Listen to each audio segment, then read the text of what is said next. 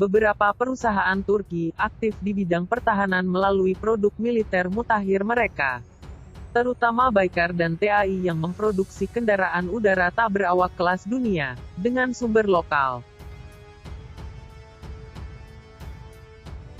Kendaraan udara tanpa awak Akinci dan Bayraktar TB3 Turki akan menggunakan mesin yang dirancang dan diproduksi oleh anak perusahaan manufaktur mesin, Turkish Aerospace Industries.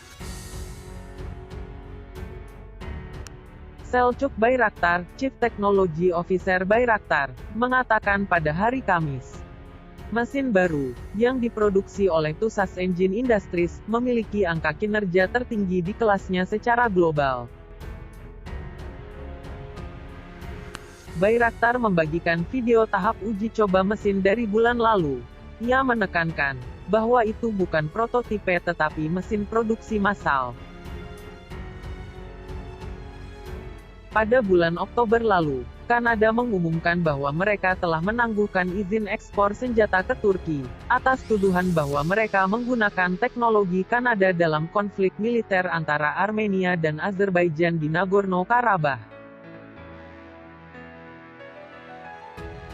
Untuk menanggapi keputusan Kanada, industri pertahanan Turki mengumumkan bahwa mereka akan terus melanjutkan produksinya, terlepas dari keputusan embargo.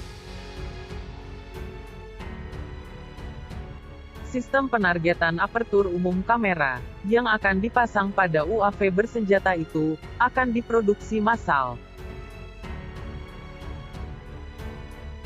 Produsen mesin Kanada juga telah menyatakan bahwa mereka telah menangguhkan penjualan mesin pesawat ke Turki.